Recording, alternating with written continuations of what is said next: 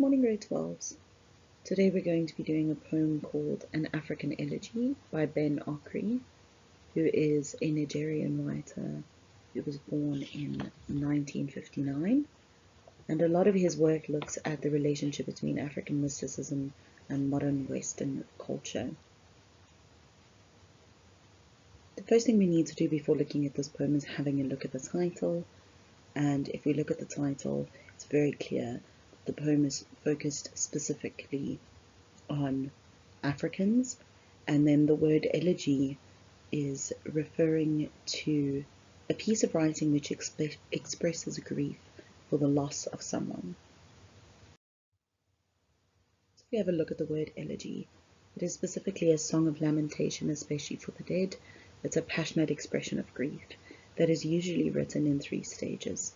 First stage being grief, then sorrow, and then praise for the life that was lived by this person who has now been lost. And what Ben Okri does is he actually focuses most on the praise, and it is not a mournful elegy, but rather reflective and thoughtful. In this poem, the writer explores the themes of hope, miracles, poverty, pain, destiny, time, and suffering. And more specifically, he explores the concept of perseverance despite struggle, or perseverance in the midst of struggle. He also explores the oppression of the African people and the intrinsic hope of African people despite the oppression and pain. The intention of the speaker in this poem is to express admiration for the inner strength of the African people. He really explores the ability to sustain a sense of optimism in difficult circumstances, and by the end of the poem he encourages his people to find joy in the simple life, and he also encourages his people to live well and to enjoy this life which has been given. The tone in this poem is one of optimism, pride, and joy.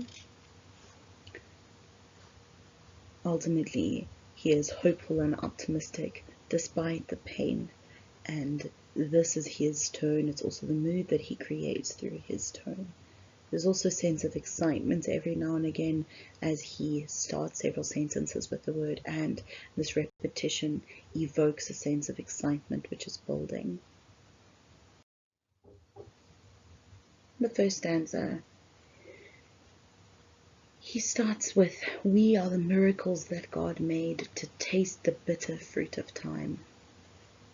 And in this first line, this opening line of the poem, he's already expressing this contrast, is that there can be miracles despite bitter fruit.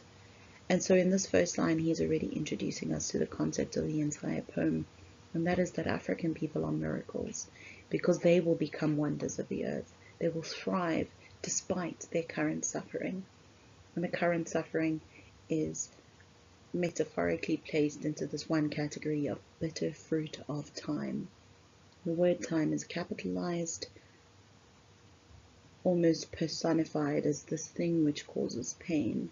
And time in itself does. Time instigates suffering through the loss of life and through the loss of crops, and because of time people can take away and can give. And so he says the bitter fruit of time has caused pain, but despite that, African people are precious, have great value, because one day their suffering will turn into the wonders of the earth. And so this suffering will not drag African people down, but will rather be the reason for African people as a whole turning into the wonders of the earth and being miracles. If you look at the diction miracles, or the word miracles, it's specifically referring to something that people don't expect to happen because it seems impossible. And it would seem impossible that someone would be able to conquer perpetual pain and suffering and oppression and be able to overcome that and still find joy. And so he uses this word miracles to refer to his people.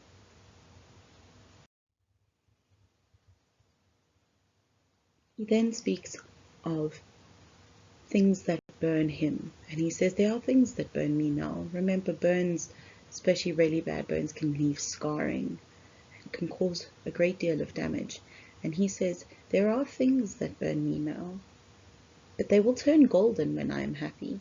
And ironically, things like poverty are trials which don't decrease the value of African people. Very often there's this perception that pain and suffering and difficult circumstances in life can decrease our value, they can bring us down, they can be detrimental to our existence.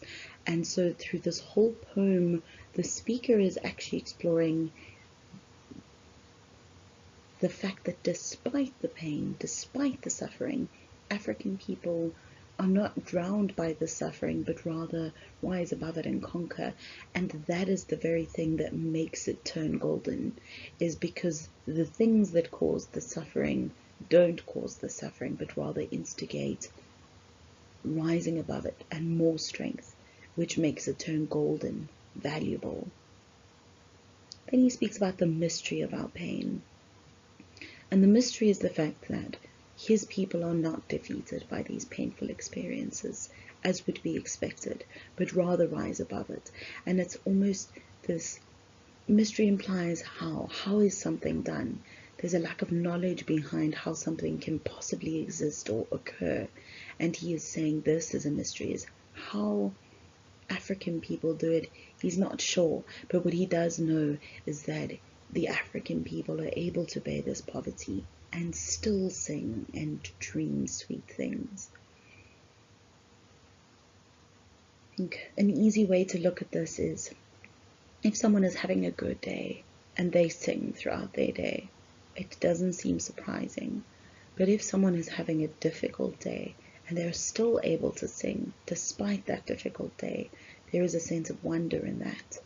And very often we are in awe of people who are able to remain positive despite the difficult things that they are going through.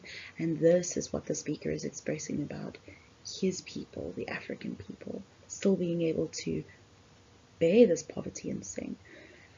And so the concept is almost that the African people do not just survive, but rather thrive and overcome and are still happy and still sing and still dance and still dream sweet things. The next stanza, he says, we never curse the air when it is warm, or the fruit when it tastes so good, or the lights that bounce gently on the waters. And so what he's saying here is, despite the harshness of life, that the African people can enjoy simple things. He's saying that as a group of people, they don't take things for granted, but rather appreciate even the small things, because the small things are very often the thing that brings joy.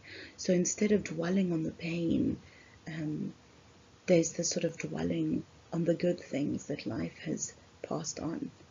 And then in the second last line of this stanza, there's this contrasting idea of blessing things even in pain. And this is one of the things that causes wonder, that for him, his people, despite being in pain, can still bless other things, and very often bless them in silence. So it's not this, oh, look at me, I'm surviving despite my pain, I'm blessing things despite my pain, but rather a deep internal blessing that still happens, which in a sense makes it more sincere and genuine, is when we do things for show, the sincerity of what we are doing can be called into question. And when we do things in silence, we know that those are real, genuine actions. And so he is saying, even in our pain, we bless things, and we bless them in silence. We're not putting a show on, but rather it is a deep, genuine sincerity for the beauty that still exists, that we are able to see despite the pain and suffering.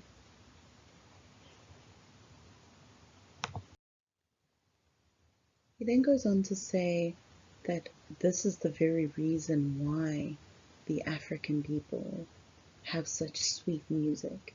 It's because despite the pain, they still bless things. Despite the pain, there's still the sense of thriving. and living your best life.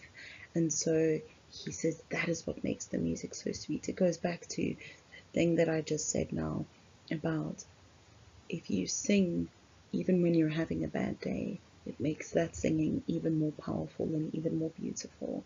And that is why he says his people's music is so sweet.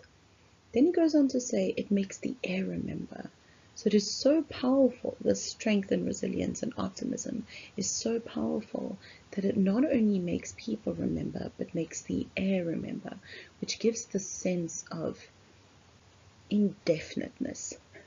It won't end. The air will carry that sweetness. It will carry those memories of that power and that strength and resilience, and it will surpass one life and be passed on sort of from generation to generation to generation.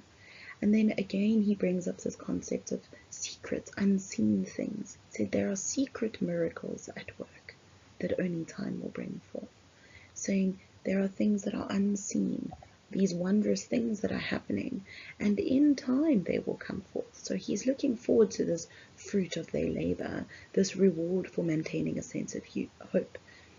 And he says it will come, it will happen, and there are secret things that we don't understand and we don't see, but they are miracles and they are at work. Then he indicates that he too has heard the dead singing, and so he's explaining here that he's heard his ancestors and they're basically looking back on life and on the things that have happened, and they are still singing.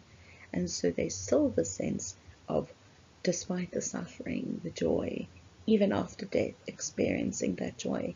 And the things that they are singing, he explains in the next stanza.